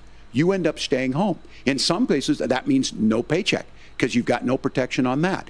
This is the case of an economy that Donald Trump has set for the wealthiest amongst us. He's willing to give those tax breaks to the wealthiest. He's willing to say, bust those unions up, do whatever. What we're saying is the economy works best when it works for all of us. And so a paid family medical leave program, and I will tell you, go to the families or go to the businesses and ask them. As far as childcare on this, you have to take it at both the supply and the demand side. You can't expect the most important people in our lives to take either our children or our parents to get paid the least amount of money. And we have to make it easier for folks to be able to get into that business and then to make sure that folks are able to pay for that. We were able to do it in Minnesota, and I'm still telling you this. We were listed as the best state. We're still in crisis on this.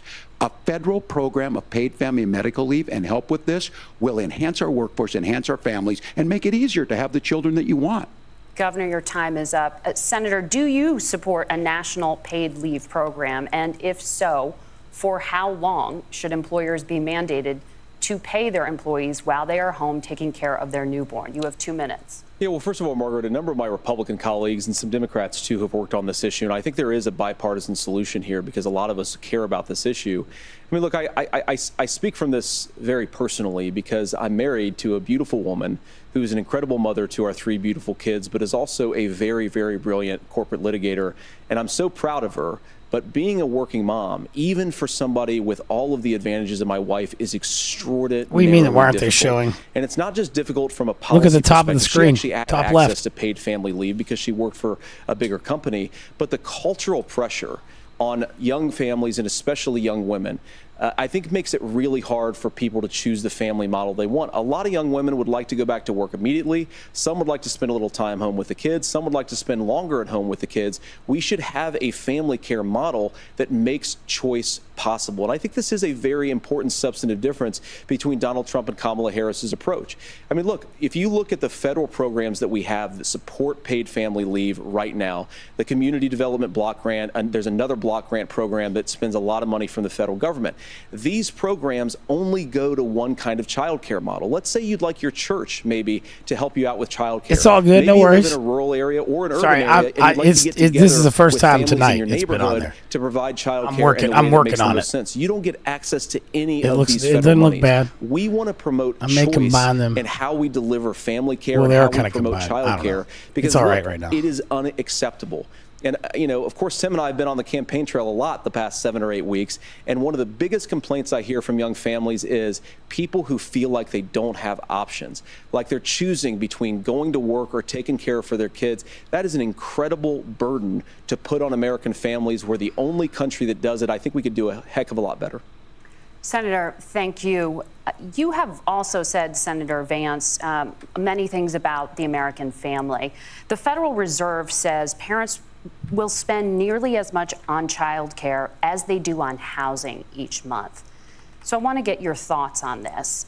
President Trump recently said, as much as child care is talked about as being expensive, it's relatively speaking not very expensive compared to the kinds of numbers we'll be taking in. Is President Trump committed to the $5,000 per child tax credit that you have described? You have 1 minute.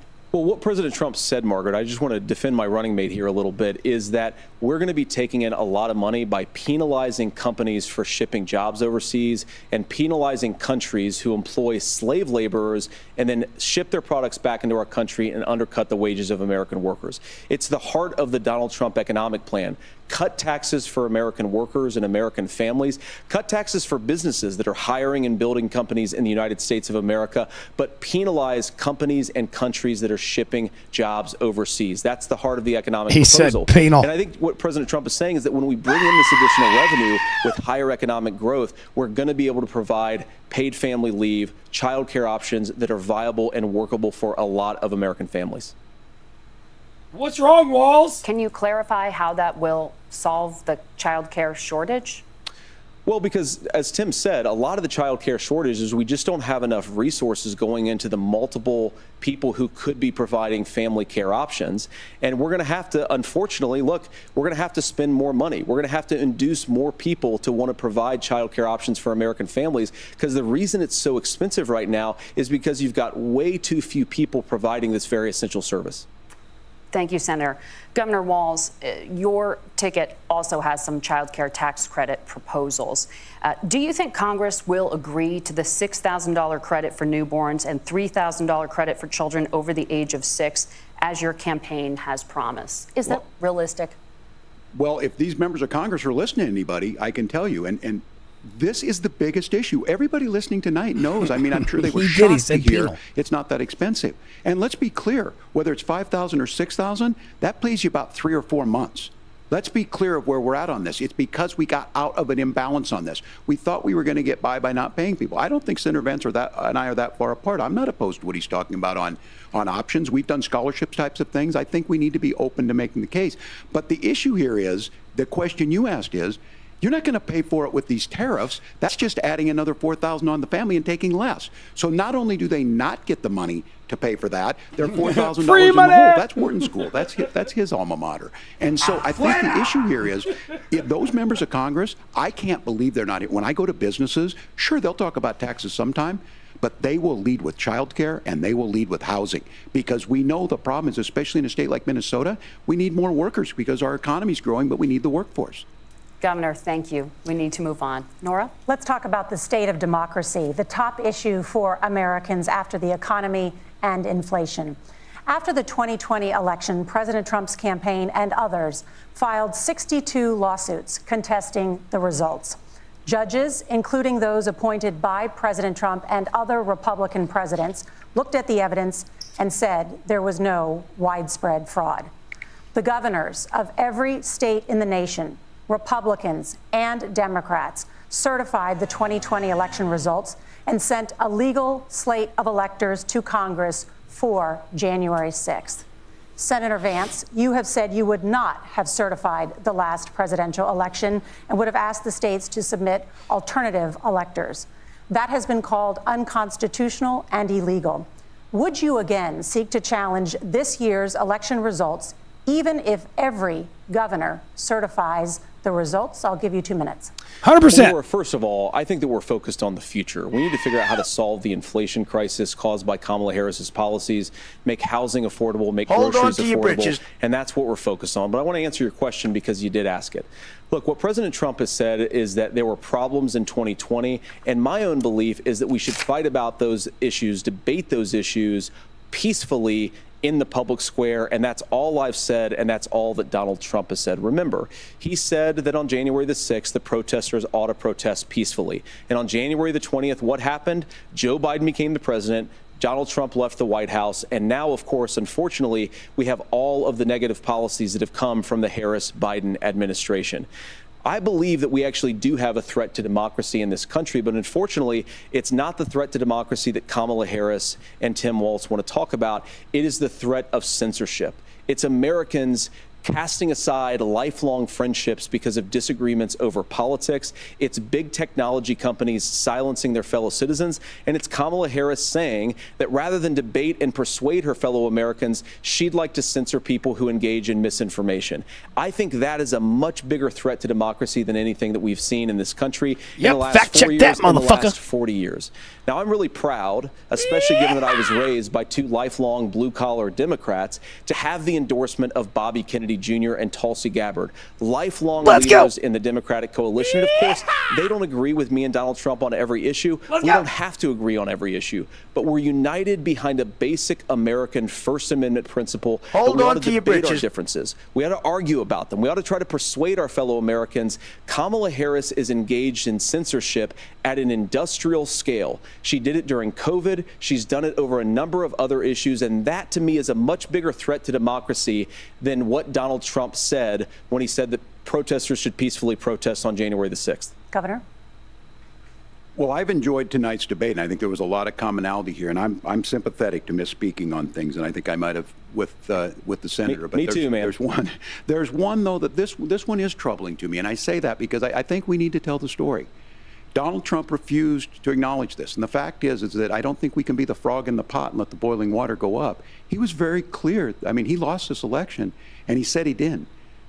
140 police officers were beaten at the Capitol that day. 140? What the American fuck? Flag. Several later died, and it wasn't just. Oh in my there. God! In Minnesota, a group gathered on the state capitol grounds in St. Paul and said, "We're marching to the governor's residence, and there may be casualties."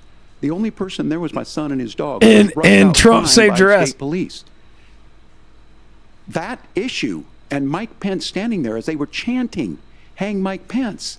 Mike Pence made the right decision. So, Senator, it was adjudicated over and over and over. I worked with kids long enough to know, and I said as a football coach, sometimes you really want to win, but the democracy is bigger than winning an election. Put me in, coach. You shake hands, and then you try and do everything you can to help the other side win. That's what was at stake here. Now, the thing I'm most concerned about is the idea that imprisoning your political opponents, already laying the groundwork for people not accepting this. And a president's words matter. A president's words matter. People hear that. So I think this issue of settling our differences at the ballot box, shaking hands when we lose, being honest about it, but to deny what happened on January 6th, the first time in American history that a president or anyone tried to overturn a fair election and the peaceful transfer of power. And here we are 4 years later in the same boat. I will tell you this, that when this is over, we need to shake hands this election, and the winner needs to be the winner. This has got Margaret? Senator Vance, did you want to respond to that? Okay. Well, look, Tim, first of all, it's really rich for Democratic leaders to say that Donald Trump is a unique threat to democracy when he peacefully gave over power on January the 20th, as we have done for 250 years in this country.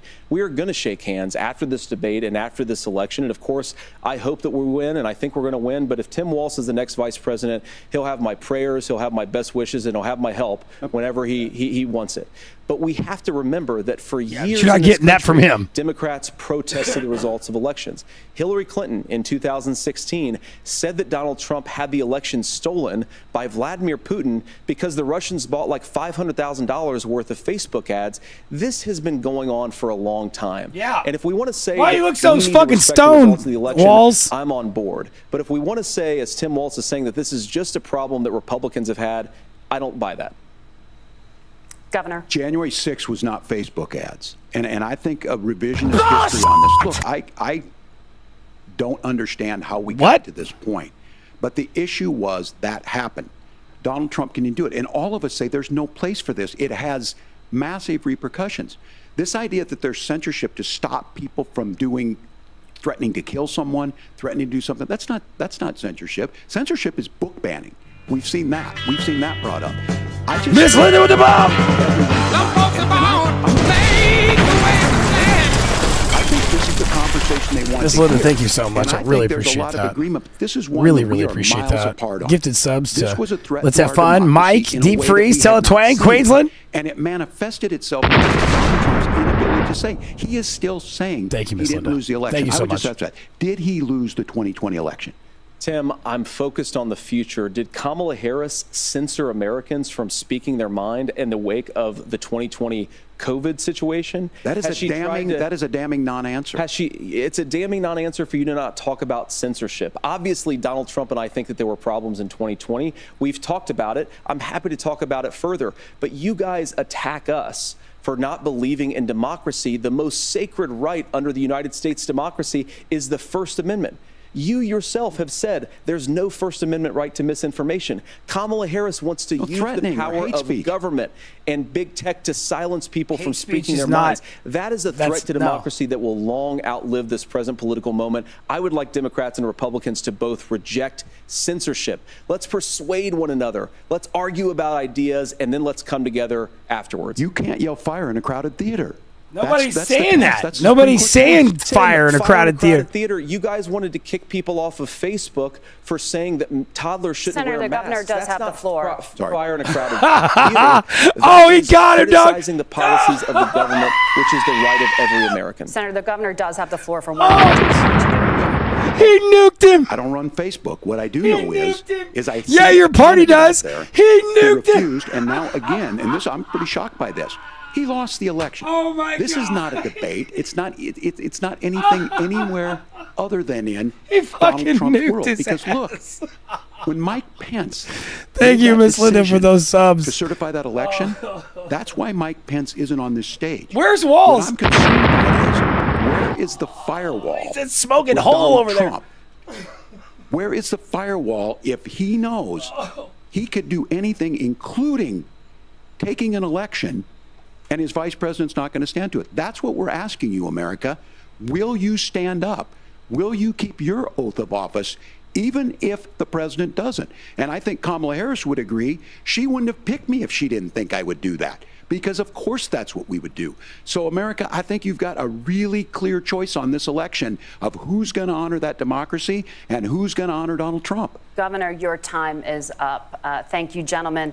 We will be right back with both of our candidates. The CBS News Vice Presidential Dude, this is continues. He nuked his ass, dude. Oh.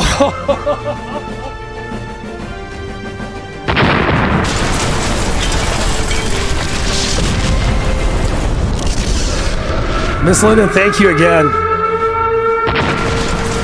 Thank you again for those gifted subs. Very much. Very much appreciate it.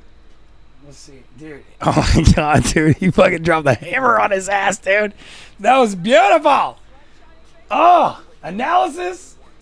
Dude, I don't know, man. I think maybe Walls got maybe one in that, like, abortion thing. Because, like, you know what I mean? Like, it's really, the Republicans and Democrats on the abortion thing. I don't know. I think really, dude, I'll tell you what. Like, I'm not really been a fan of Vance, but I'm going to tell you what, dude. This guy has stood his motherfucking ground, dude. He has definitely, damn. I mean, I'm impressed. What is your all's take on this so far? I'm impressed with Vance, and I think Walls is a fucking goon, which I knew he would be. Whoa. Determined you can yell fire in a crowded theater. It's, yeah. I mean, I get what he's trying to say, but like you can't limit speech, just like you can't limit the gun shit. Okay, it becomes what's called a slippery slope, and our rights do not, deserve to be on a slippery slope. That's not what they're there. That's not. No. Mm-mm. There's no slippery slope. That's what the Second Amendment's for. I mean, yeah, Miss Linda. Yeah, let's see how he does in the next 4 years if we win, and what's up, dude. He did really well, I think, so far. I mean, let's we got a closing statement here, so we'll see. I could say this is probably gonna be good. Pound shots, then debate, dude. He did right. I feel like he did really well. Like I thought he did way better than I thought he would. Honestly, way better. Even in the being in the Lions Den here on CBS. I don't know what's going on with Kick thing. So Kick is having you guys are having problem logging in. Some of you guys are having problem logging into Kick. Come on, Kick. It's Pepper Potts. He is very smooth, right? That's what I think. We got closing statements. Then I'm going to shut down YouTube. No offense, YouTube, but we will be back. We're still on Rumble, Kick, and X. So x.com/NubandSaint. I'm live right there on the page. All you gotta do is click my my little profile picture. Should go right to it. I'm on Rumble. Just search Nubbins Saint Nubbins, and then on kick.com/Nubbins Saint Nubbins. Yeah, buddy. Did I go down? I said that, and then Rumble just sent out a thing. Walls is an imbecile. Well, Trump said that today. He said he's a moron. He goes, the guy's a moron. He's weird. He's a moron and he's weird. It's like a screenplay, something straight out of Hollywood. Come on, dude. These commercials. I bet these commercials went for Super Bowl prices. Maybe national championship prices. Superstar approaching. Superstar approaching. I wonder how many of these people are going to end up on the Diddy list. Is there going to be a list come out for Diddy? Is it going to be the Diddy Diddle list? How many people are going to be on that?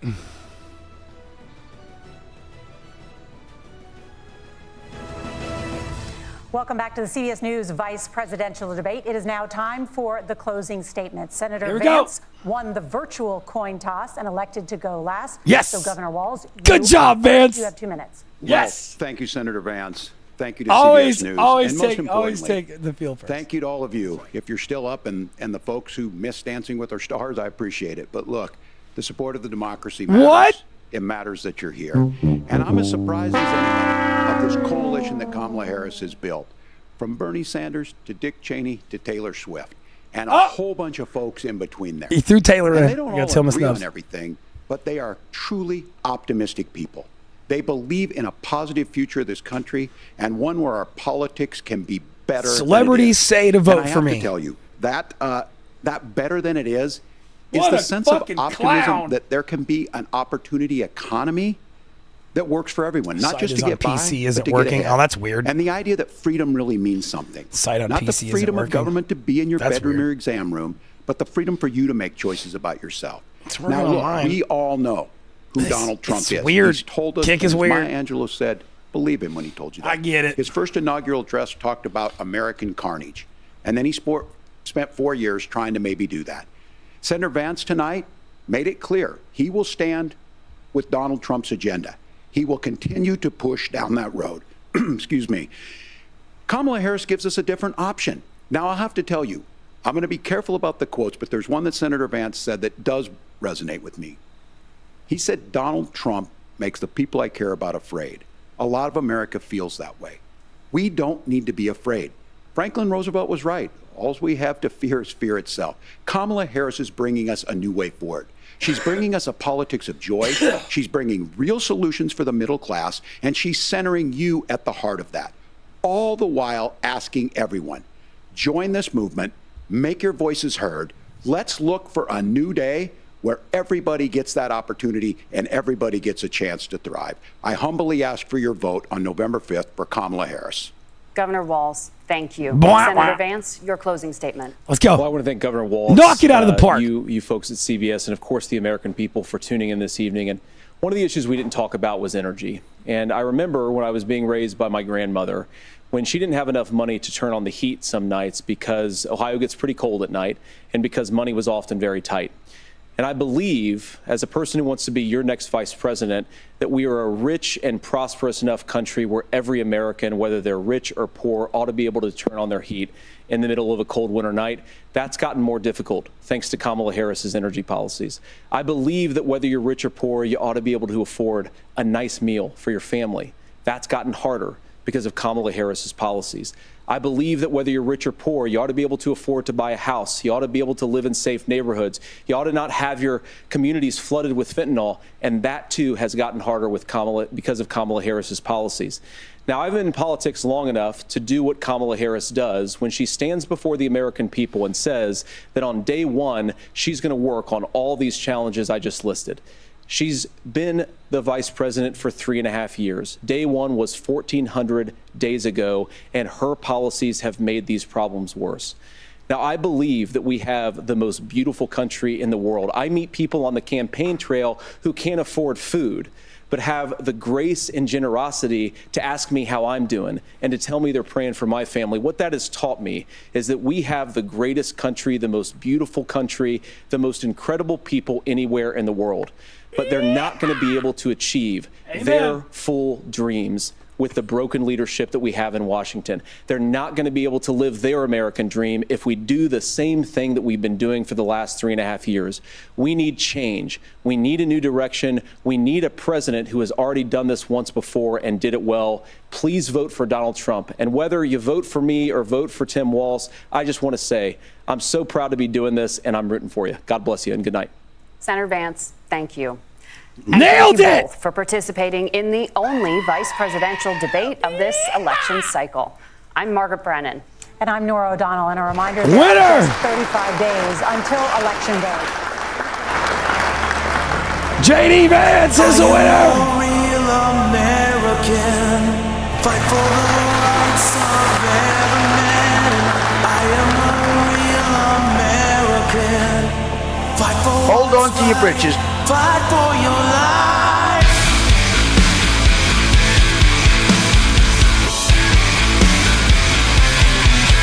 When it comes crashing down and it hurts inside. Nobody can do it like me. You gotta take a stand, it don't hurt to hide. I don't want to be rude. If you hurt my friends, then you hurt my pride. Kiss my ass. Gotta be a man. I am a real American. Nobody can do it like me. The rights of every man. Go home to mommy. I am a real American. Hold on to your britches. Fight for what's right. Fight for your life. Don't be rude. I don't want to be rude. I feel strong about right and wrong. Let's indict the motherfucker. And don't take trouble for very long. Don't call him a fat pig. I've got something deep inside of me. Courage is the thing that makes us free. I am a real American. Fight for the rights of every man. I am a real Thank you, American. Come over to Kick. Come over to Rumble. Come over to X. Thank you, YouTube. Thank you. Come on over to kick.com/NovaSaintNovas. Come to x.com/NovaSaint or come on over to Rumble. Nova St. Novas in the search bar. I am live. Have a good night. There.